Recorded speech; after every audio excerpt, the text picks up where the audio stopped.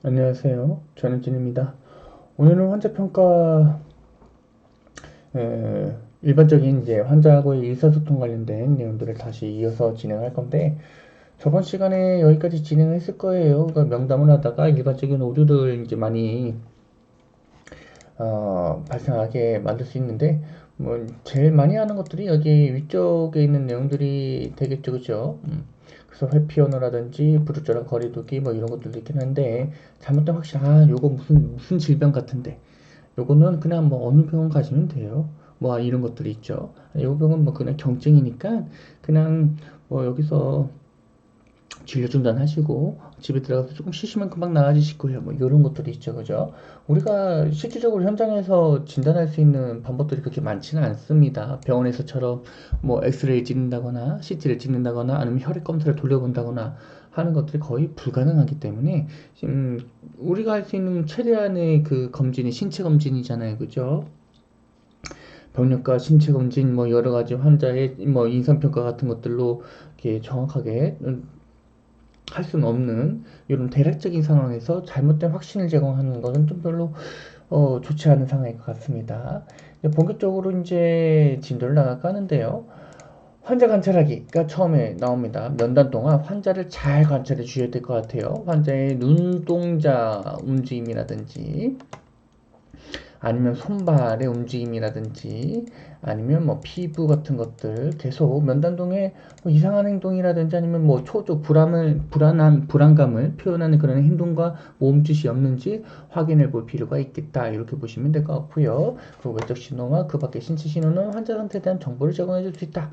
그래서 우리가 이게 관찰한다라고 보시면 될 것 같아요. 관찰에 대한 이유에 대해서 보시면 될 것 같고, 그 다음에 방어 기제들에 대한 인지라는 것이 있는데, 뭐 대표적인 것이 사생활이죠. 사생활. 내가 이제 아무리 이게 의학적으로 도움을 받기 위한 내용이긴 하지만 조금 창피한 부분들이 있을 수 있습니다.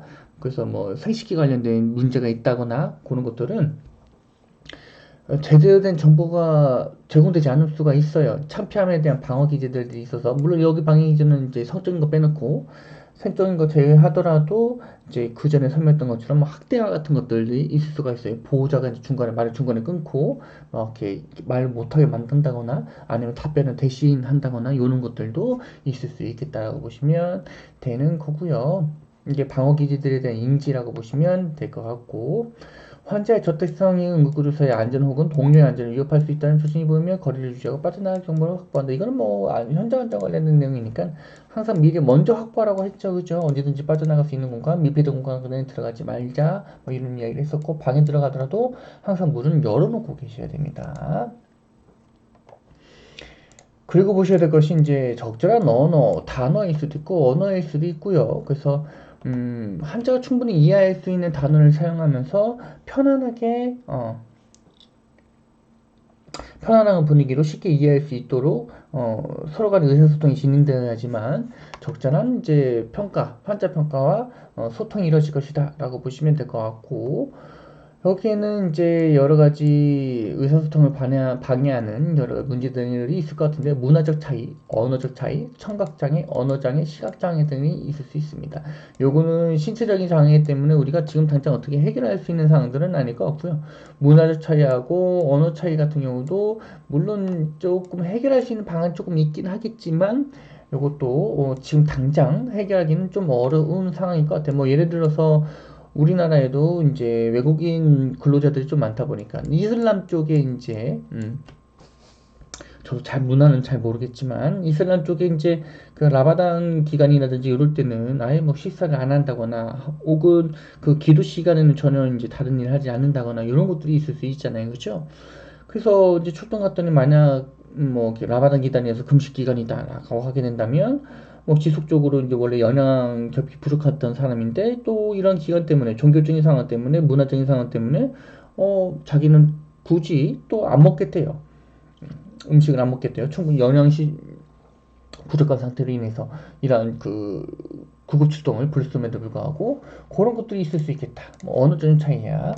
당연히 지금 현재에서도 일어나고 있는 상황이니까. 그거 특수 요금이 어려운 점이 있을 건데요. 평범한 방식으로 명담을 시작하는 것이 당연히 거고, 우리가 이제 라퍼를 뭐 그런 실내구축이라고, 이것도 실내구축 중 하나라고 보시면 되겠습니다.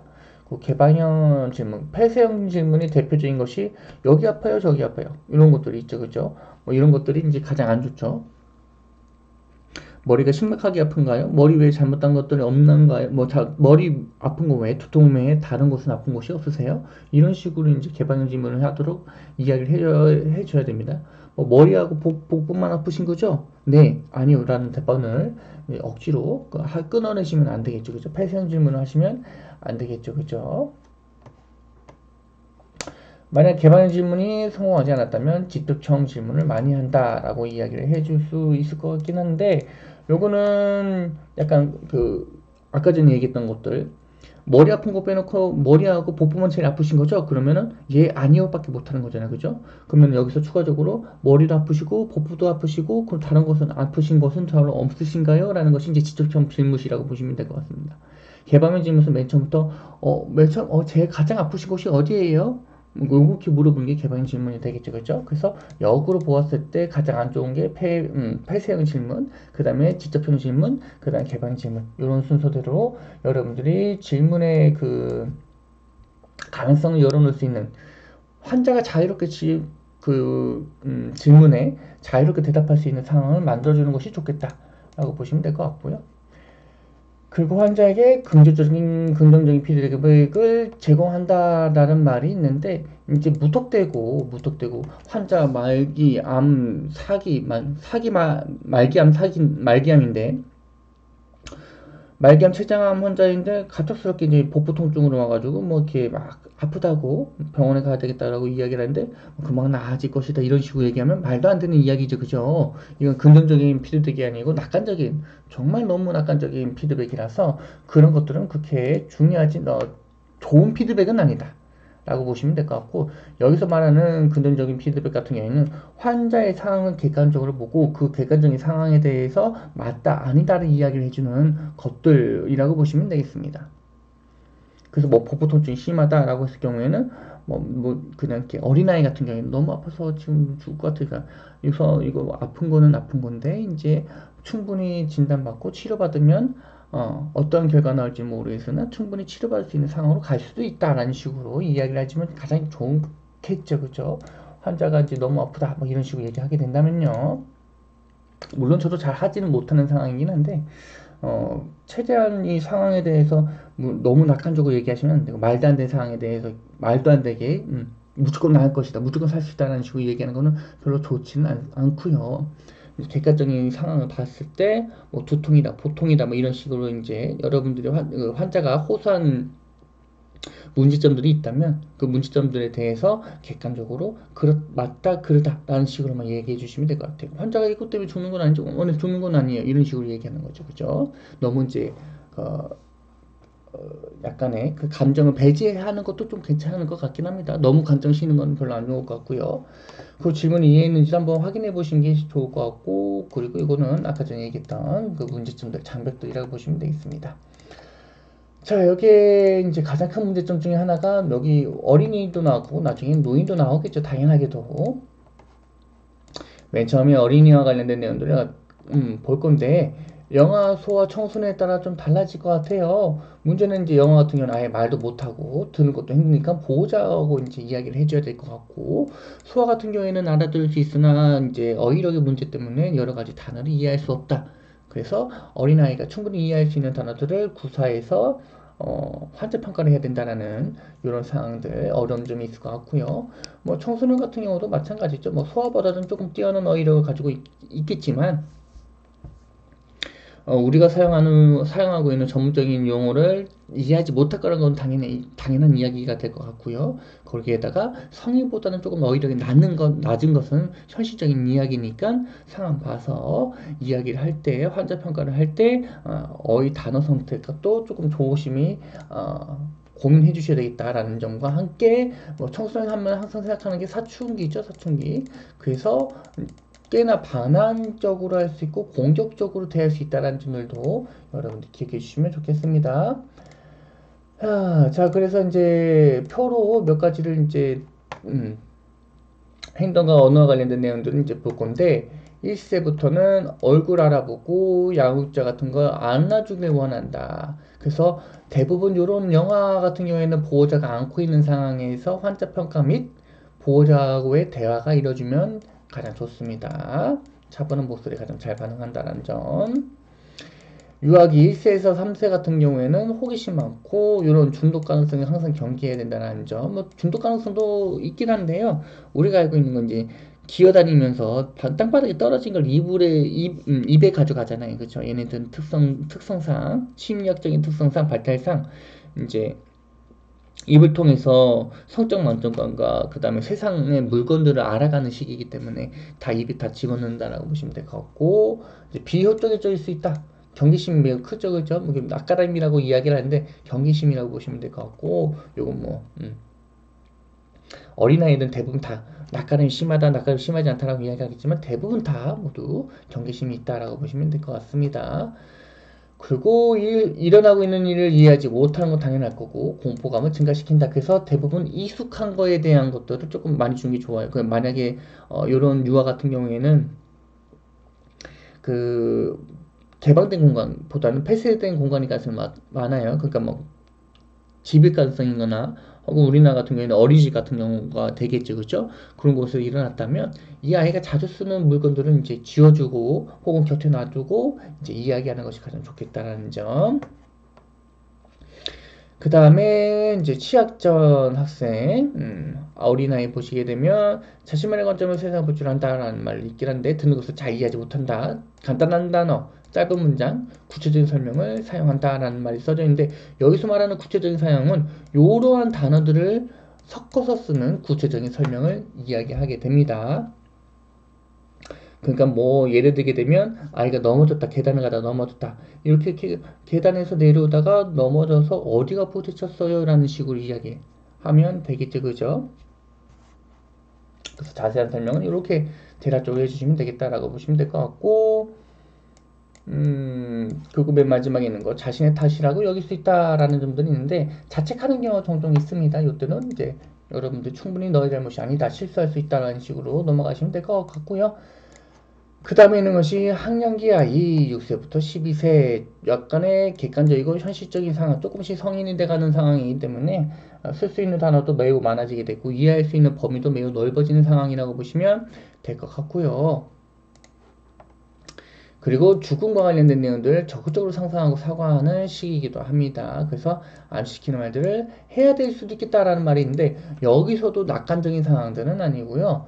긍정적으로 보셔야 되는 거죠. 그냥 아이가 걸어가다 넘어졌는데 나 죽으면 어떻게 하라는 건 말이 안 되는 거잖아요. 그죠? 이런 거 가지고 충분히 크게 다치더라도 이런 상황에서는 네가 죽는 경우는 없다라고 아예 못 박아서 설명하는 것이 이 아이에게는 좋을 수 있습니다. 못 박아서.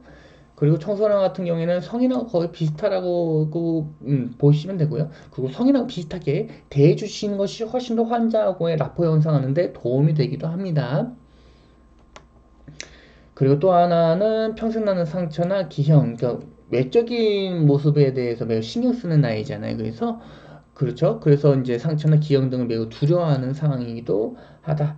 그리고 집단 히스테리에 빠져들 가능성도 매우 크다. 그러니까 친구 간의 그 영향력을 가장 크게 받는 상황이라고 보시면 될 것 같아요. 그래서 이제 어르신분들이 이런 나이 때 항상 친구 잘 사귀어야 된다는 말을 하는 이유가 여기 있습니다. 친구들하고의 그 서로 간의 영향력, 부모하고의 영향력보다는 친구하고의 영향력이 훨씬 더 큰 시기라고 보시면 될 것 같고요.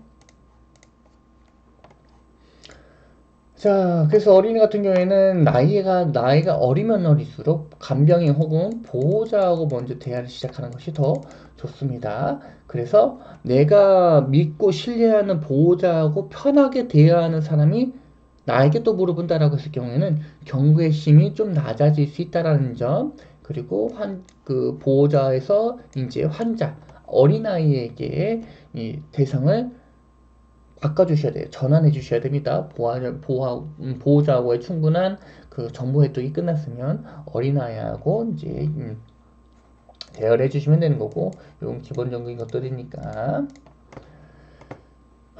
그리고 또 하나 보셔야 될 거, 이제 어린아이에게 몇 가지 조건들만 갖춰진다면, 어린아이하고의 그 의사소통이 그렇게 어렵지는 않습니다. 요건 당연히 하는 것들이긴 한데, 내가 누구고 뭐 때문에 왔다는 것들도 설명해 주면 너무나 좋겠죠. 아, 네가 여기 아프다고 해서 부모님이 나를 불렀어. 나에게 도움을 요청했어. 라고 이야기하는 게 좋죠. 네가 아프다고 해서 내가 왔어. 여기 아프니? 이런 식으로 얘기하시는 것보다는 누가 불러서 왔다. 네가 신뢰하는 사람이 나를 요청했구나 라고 이야기해 주는 것이 조금 좋을 수도 있습니다. 물론 이거는 나이가 어리면 이렇게 하시면 되는 거고요. 나이가 조금 유아기 같은 경우, 소아 같은 경우가 여기 해당이 되겠죠. 그죠? 그리고 아이의 이름 자주 불러주고 침묵하지 않도록. 그러니까 아이가 만약에 이런 식으로 얘기하는 거죠. 위에서 얘기했던 것처럼 이제 죽음에 대해서 매우 민감한 나이가 되는 6세에서 12세라면 이것 때문에 나 죽는 거 아니에요? 라고 하게 된다면 여기에 그냥 본인 할 건 하지 마시고 쓸데없는 질문이라고 얘가 생각하지 말고 뭐 이거 가지고 죽으라고 머릿속에 생각하시고 그냥 답변하지 않는 것이 아니라 답변을 꼭 해주셔야 된다는 점.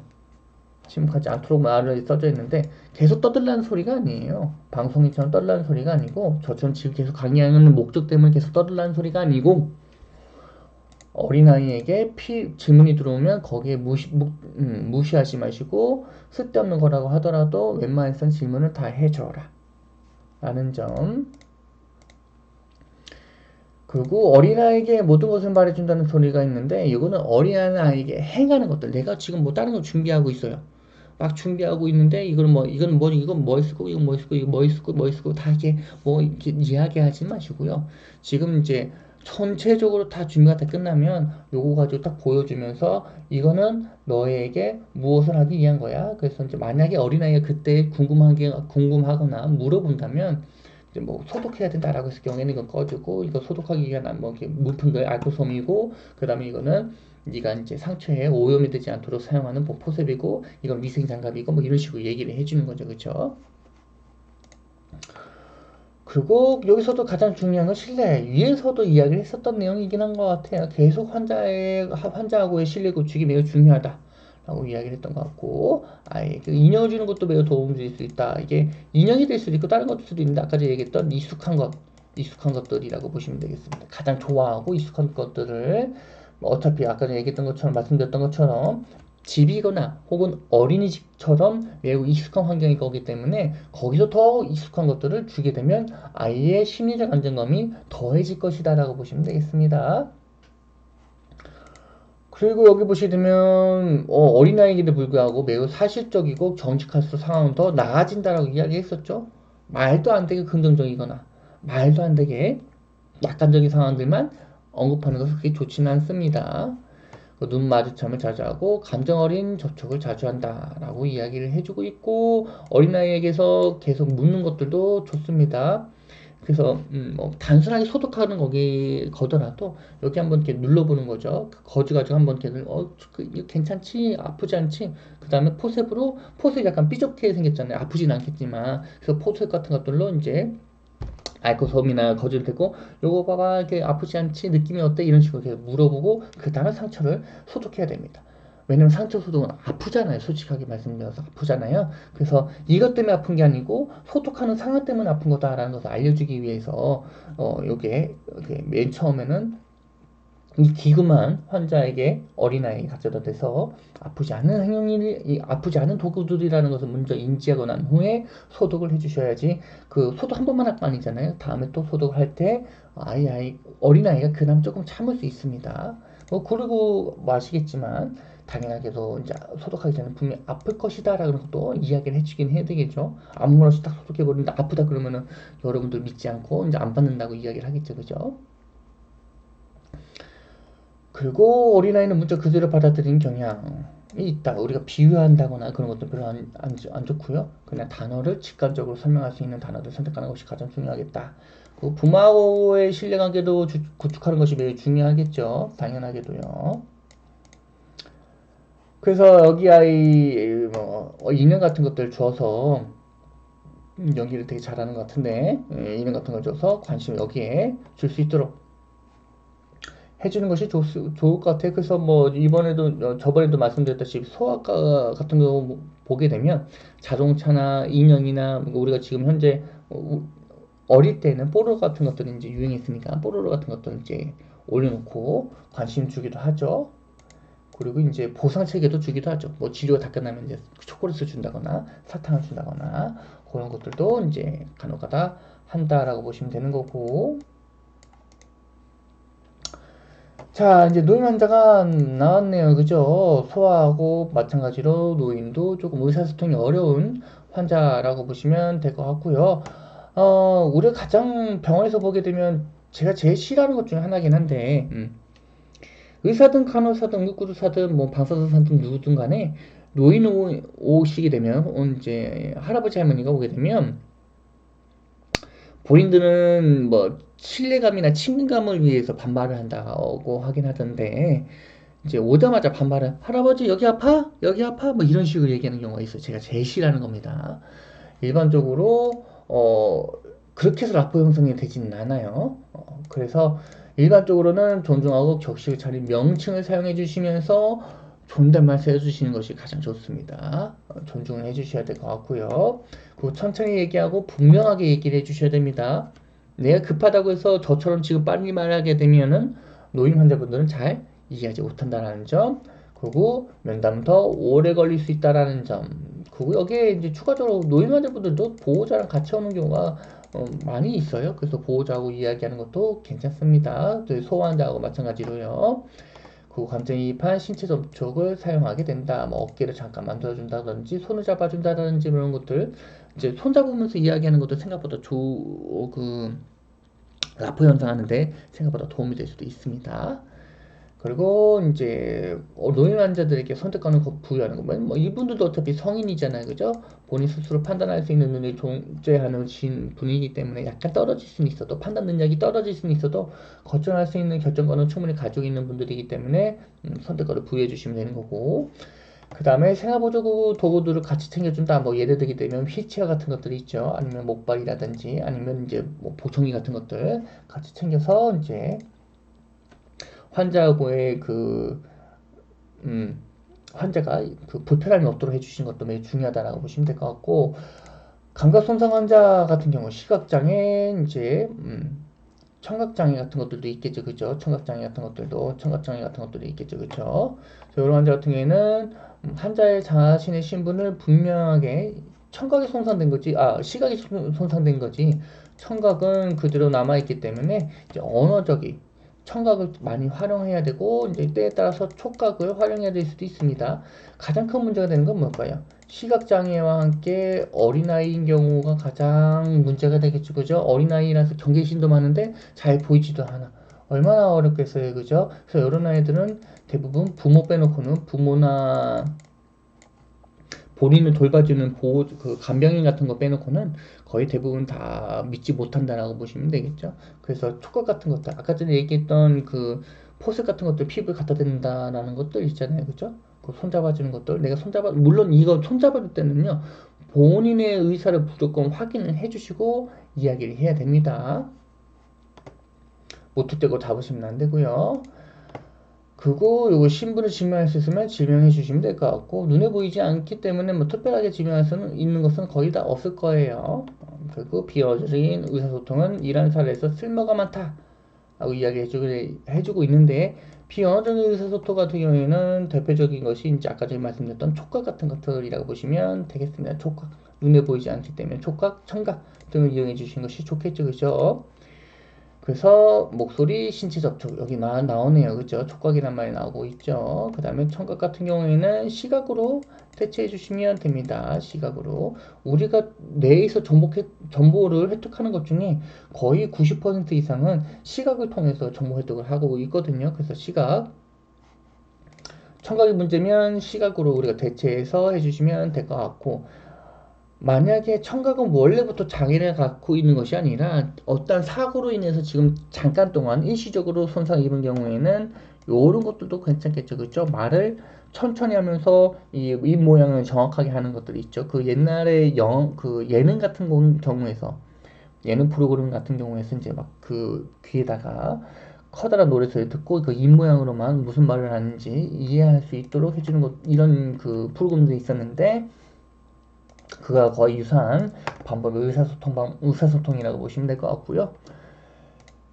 그 다음에 보셔야 될 것이 이제 화난, 적대적인 혹은 비협조적인 환자, 이런 환자들도 매우 난감한 환자평가 환자라고 보시면 평가하기 매우 어려운 환자들이라고 보시면 될 것 같습니다. 네, 여기서부터는 잠깐 쉬었다가 진행하도록 하겠습니다.